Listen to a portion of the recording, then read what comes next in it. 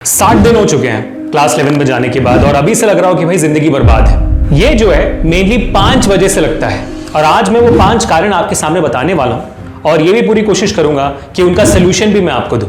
तो बस जानने के लिए इन 3 से 4 मिनट का इंतजार करिएगा। इस पूरी वीडियो को देखिए, अच्छा लगे तो लाइक करना, शेयर करना, सब्सक्राइब करना। चलिए आगे बढ़ते हैं। This Abhishek, master teacher of physics Vedantu. तो कैसे ले बच्चों जिंदगी, कैसे हो मेरे शेरों शेनियों। ये जो वीडियो है ये आपके मोटिवेशन के लिए बनाई हुई है, प्योरली आपके मोटिवेशन के लिए। एंड आई एम होपिंग कि भाई 3 से 4 मिनट के बाद आप पूरा मोटिवेटेड होके ही बाहर जाने वाले हो, है ना बच्चों। चलिए शुरुआत करते हैं और बात करते हैं कि भाई 60 दिन हो गए 11 दिन या 11वीं में जाने के बाद, और 5 सबसे जो खतरनाक चीजें आपको अभी आपकी जिंदगी को सबसे ज्यादा उलझा कर रखी होंगी वो कौन कौन सी है। सबसे पहले अगर हम बात करेंगे तो वो होगा सिलेबस का शॉक, है ना। सिलेबस एक बहुत बड़ा इंपॉर्टेंट रोल प्ले करता है जब आप क्लास 11th में जाते हो। जैसे आप क्लास 11 में पहुंचे होंगे, अचानक से 10th का 11th में जब आप डिफरेंशिएट करते हो कि भाई सिलेबस के बारे में आपको बहुत ज्यादा लग रहा होगा।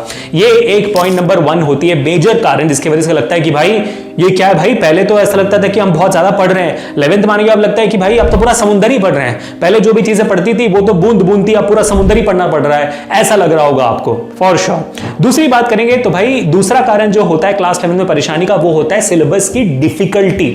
सिलेबस का एक्सपेंशन तो एक अलग बात होती है, सिलेबस की डिफिकल्टी इज समथिंग एल्स।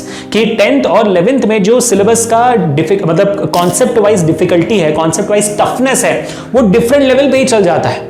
मतलब अगर आपने फाउंडेशन वगैरह नहीं की तो भाई ये तो भाई डिफरेंट लेवल पे है। And that is the exact same point कि भाई अब क्या करें हम, ये कहां फंस गए हम भाई साहब। ये जेई के चक्कर, नीट के चक्कर में कहां फंस गए कि भाई पहले तो 11th का ही सिलेबस और 11th का ही डिफिकल्ट इतना ज्यादा, उसके ऊपर से जेई और नीट लेवल तक का भी पढ़ाई करना है तो कैसे करेंगे। ये परेशानी होती रहती है बेटा और ये बहुत नेचुरल है। बट मैं सोल्यूशन पे आऊंगा। सोल्यूशन पे आने से पहले जो तीसरा कारण जिसकी वजह से आपकी जिंदगी उलझी होगी वो आई एम प्रीटी श्योर वो होने वाला है कंपटीशन। जैसे आप जाते हो क्लास 11th में कंपटीशन बढ़ने लग जाता है।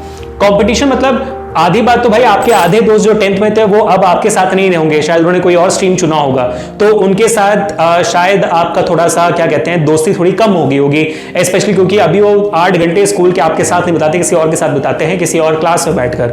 लेकिन अगर आपके साथ स्ट्रीम में वो आए हुए हैं तो फिर ऑफकोर्स ये बात है वो भी बहुत अच्छी तरह से पढ़ाई कर रहे होंगे और आपको वो कंपटीशन की भावना धीरे धीरे समझ में आने लगी होगी, जिसकी वजह से आपको थोड़ा सा और ज्यादा बुरा लगता होगा, थोड़ा सा लोनली भी फील करते होंगे आप, और ये होता रहता है। अब इन तीनों प्रॉब्लम्स की वजह से जब आप मेंटली जूझ रहे होते हो, मेंटली स्ट्रेस में होते हो, तो आपका दिमाग पढ़ाई में लगता नहीं है। फिर जब टेस्ट होने लगते हैं आपके स्कूल में तो फिर और कम मार्क्स आते हैं, तो you get very much demotivated, जिसकी वजह से बैकलॉग्स आना शुरू हो जाता है। मतलब आपको पता है कि बैकलॉग्स अब धीरे धीरे बढ़ते जाएंगे। अगर आप इसी चीज को कंटिन्यू रखोगे तो फिर वो चलती जाएगी। भाई बैकलॉग्स आना शुरू हो चुके हैं, बहुत बड़ा परेशानी है अभी तो भाई। इतने सारे सेशंस पीछे होंगे, इतने सारे लेक्चर्स, इतना ज्यादा सिलेबस, पोर्शन सब कुछ पीछे रहेगा कि आप परेशान हो गए होंगे अभी।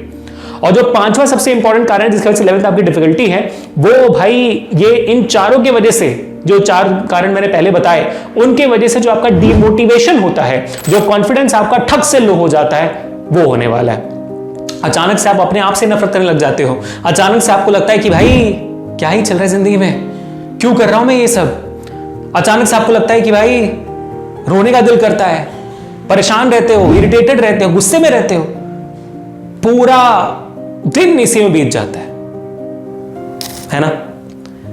तो ये वो 5 कारण जिसकी वजह से आपका क्लास 11 60 दिन के बाद लग रहा होगा कि भाई जिंदगी बर्बाद। मैं बस एक सिंपल 1 मिनट सबक तो लूंगा, आपको बताऊंगा कि इसका सोल्यूशन क्या है। सोल्यूशन जानने से पहले बस ये जान लीजिए, आप अपने आसपास देखिए, आसपास के लोगों को देखिए, क्या वो इन सबसे परे हैं? क्या इनकी आत्मा परमात्मा से मिल चुकी है? क्या इनको मोक्ष मिल चुका है? नहीं ना।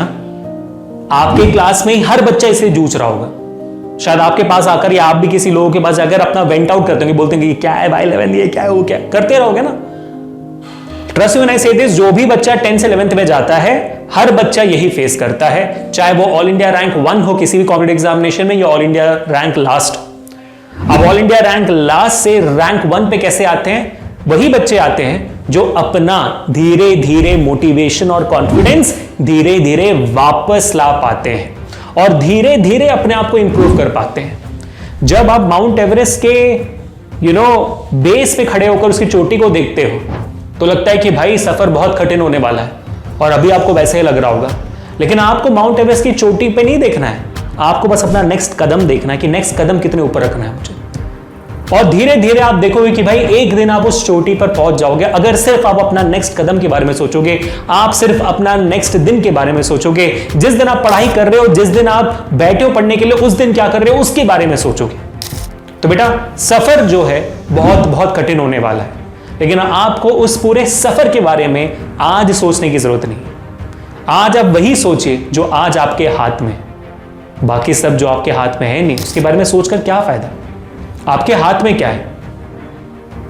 प्रिपेयर करते रहना, हर दिन पिछले दिन से ज्यादा करते रहना।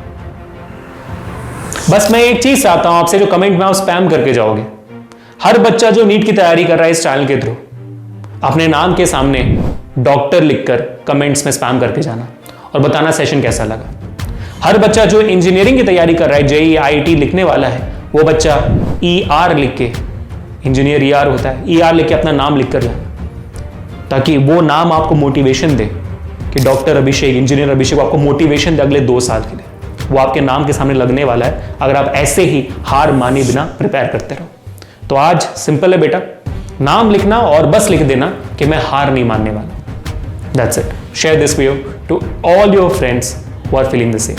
मिलते हैं नेक्स्ट सेशन में। This Abhishek signing off. मैं आपके साथ हूं बेटा। पीस।